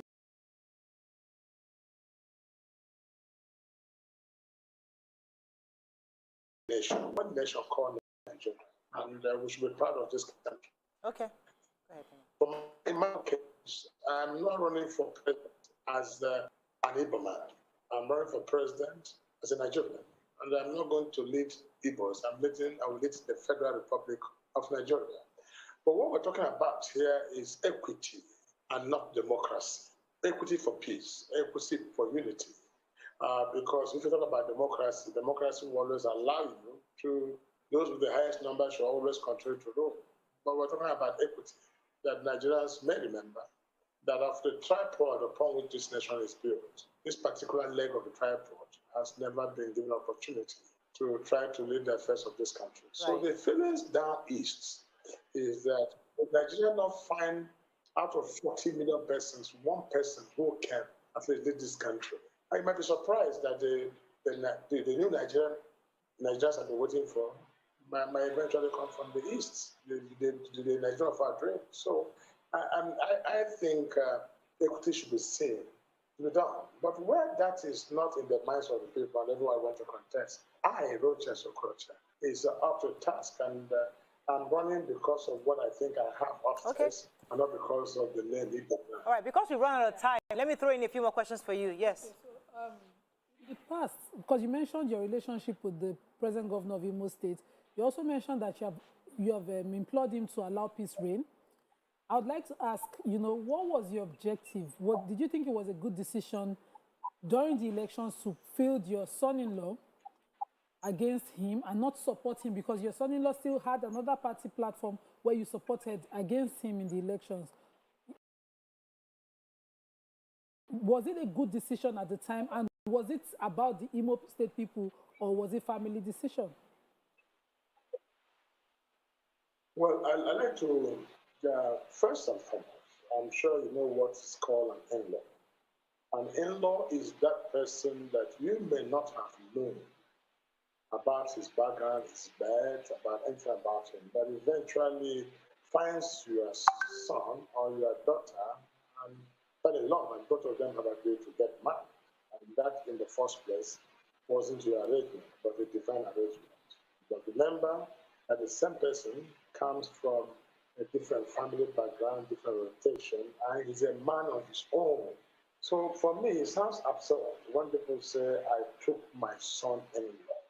The gentleman always feels insulted because you are removing the man in him as if you cannot take a tuition. Uche was running for that election. It wasn't my making. If I had my way, I would say Uche don't do me wrong because he's making the governorship of Imo State will even bring up my proud person never to go to government house. But Uche was too popular that even asking him not to run would be a minus for the party. It was too acceptable among the youths. It was his own making. He made it, and he was the best among all of them. That is why, even despite the fact that he went, after he was denied his ticket in APC, by then who is the party, he went to a party and won. You know, Uche came first. Uche beat both PDP, and the present governor was number 4 distant position. So how would I be talking about man? Am I not an in-law to somebody? Right. What is wrong? So I think this nation should talk about something. Sir, sorry to stay on this question. This is about my opinion on this. You were the governor at the time, and both of them were like your sons. Was it not possible that, because he lost at the primaries in the APC, you'd have advised that he stays, supports the present governor till, after the elections and then wait another turn? Could that have been possible? Did that idea cross your mind? At what point? After he lost in the primaries with the APC? No, at the point they were running for election, the current governor was not in the calculation. He was not even one of the, nobody believed that he was even running for election. He was very unpopular to start with. Uche came first, Emeka Hena came second, Arume came third, before Hope came fourth. But when what happened through technicalities happened at the court, Uche was one of the first people to go and support him. I even went to support him. I was sick. I had food poisoning. I had drip on my hand. I covered myself with Babariga to go and witness his being sworn in as a governor. So we have shown every support. I showed, Uche showed, everybody showed. So it's not about whether or not supporting. It's a different kettle of fish. But I think what I understand is that there are players of the game who might think that by distorting my base, that will give some kind of disadvantage for the project I have for Nigeria. But listen, the project I have for Nigeria is much more better than the other. All right, let me get a few more questions in for you, sir. Go ahead, Mariam. Okay, so talking about your candidacy, because that's where we are today, the present-day Nigeria is one of insurgency in the north, constant kidnapping on our roads, widespread poverty, millions of out-of-school children, and an administration that seems to be struggling to handle it or even understand it. What do you think you will be bringing to the table? What are the experiences and achievements you think you have that would make a difference if you were elected president?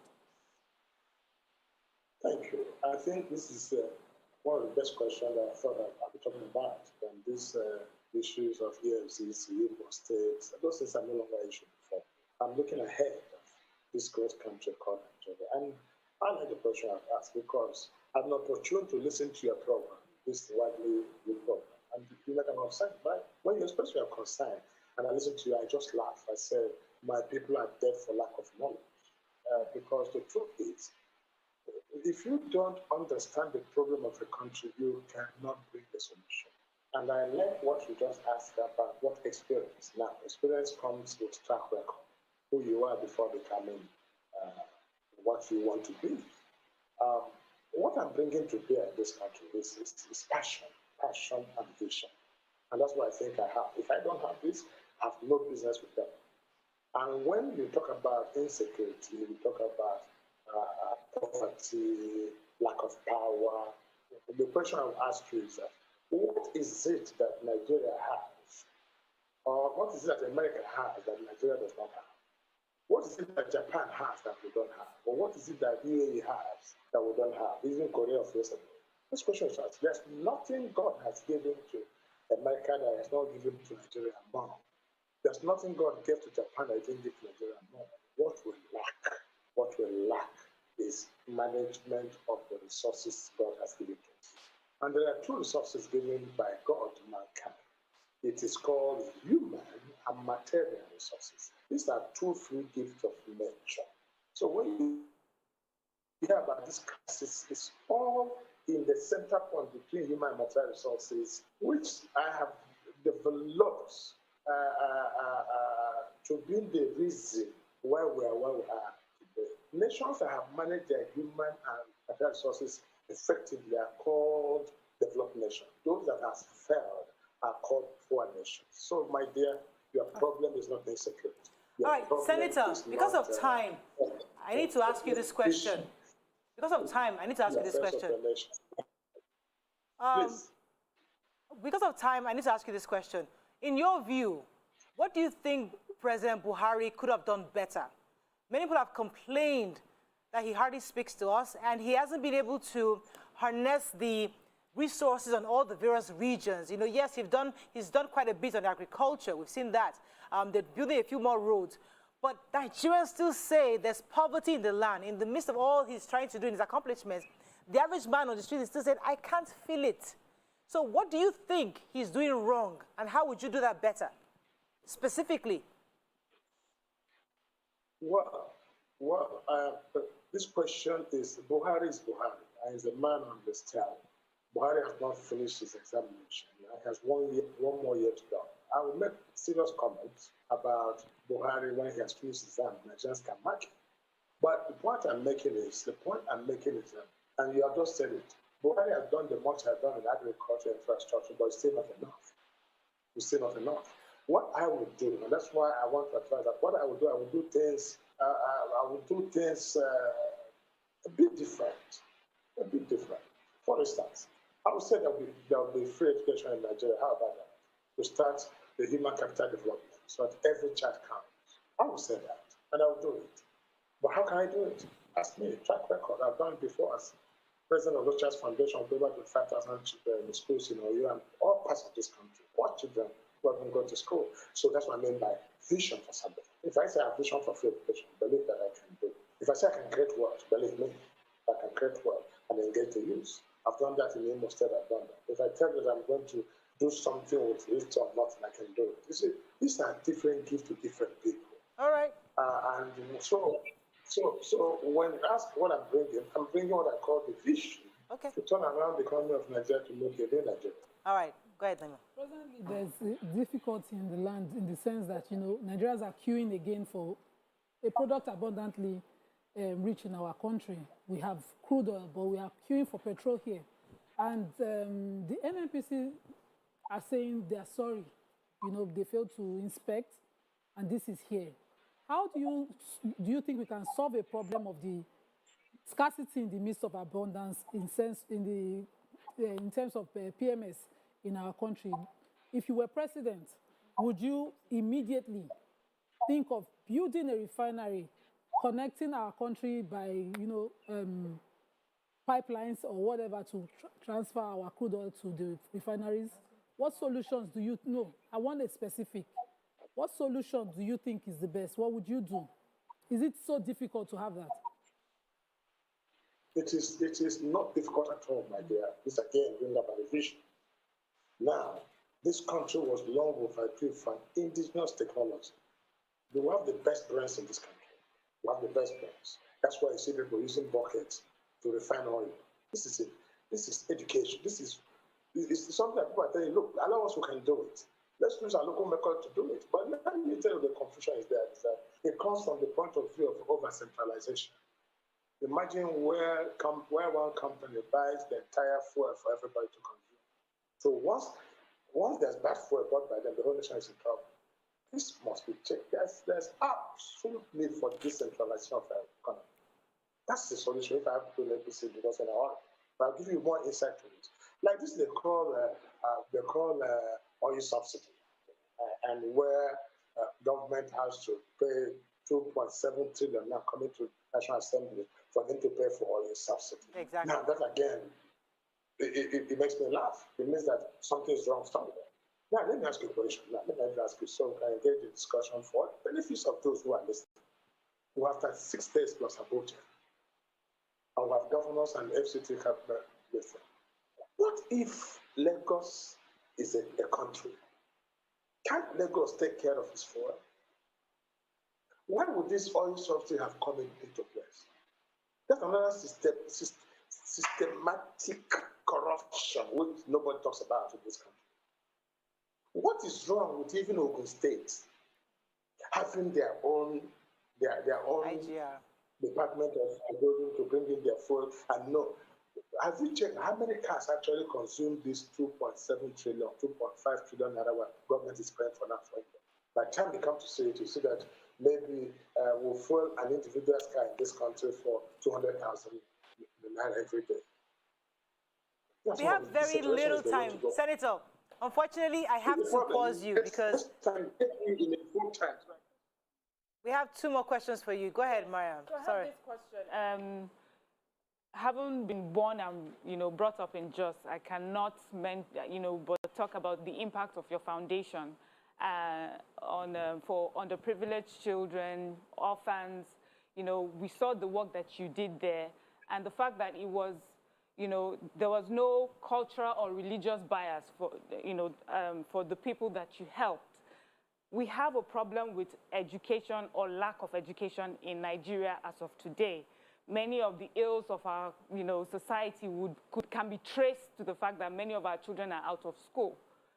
How would you scale up what you do with your foundation, what you do with education for Nigeria as a whole?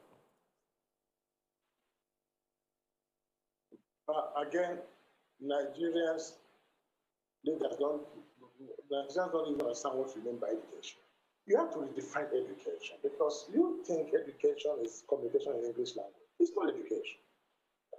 Education is like a catalyst, turning your potentials into kinetic force to bring the best out of you. That's education.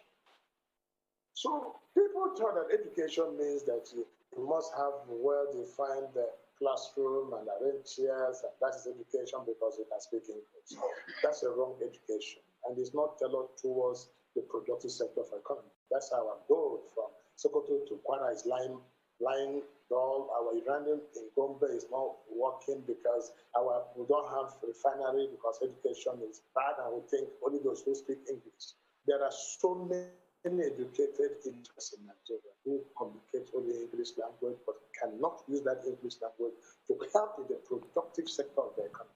That's a problem. So, and today we have 14-point-something million out of school children for crying out loud. What are they doing there that cannot go back to school? What does it take for government to say people, every child must go back to school? Even if the school you are going to is a school of clothing, school of painting, school of tiling, school of hair bagging, school of washing, dry cleaning. Right. There must be school for something. Okay. So finally. Next time, my dear, please give me time to explain it. You're not helping the society, and I helping this whole Nigerian program. Right. So as we wrap up, I need to find out your thoughts because Asiwaju has declared his presidential ambition, and I know you're friends with him. So how has your relationship with him been so far since you also declared? Are you guys still friends, and do you think he has a better chance or you have a better chance? Well, let me say something. One thing that I condemned recently is the campaign of calumny against Asiwaju Ahmed. I think Nigerian campaign should be based on issues, not on person's health or person's age and stuff like that. I don't believe in that. I believe that vision should count.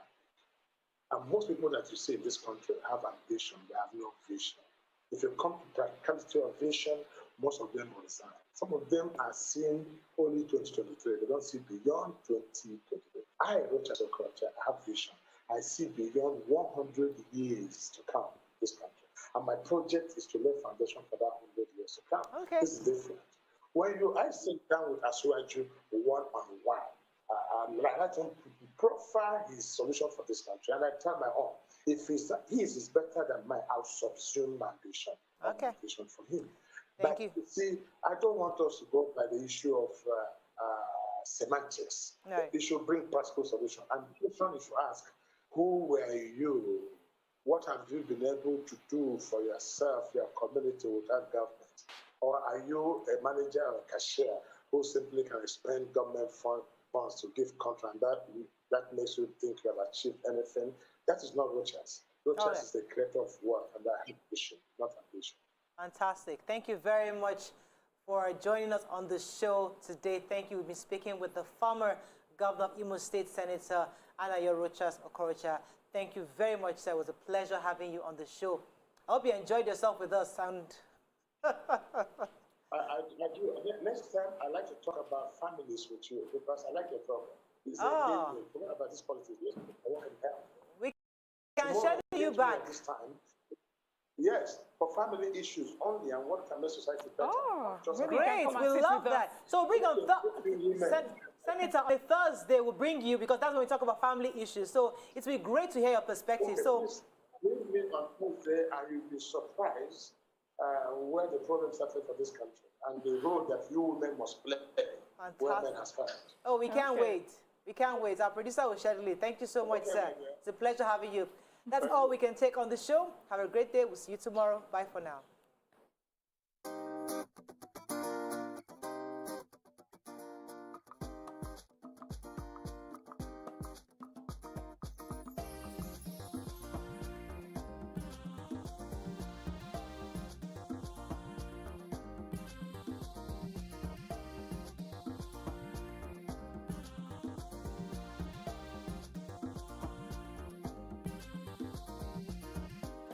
The following is a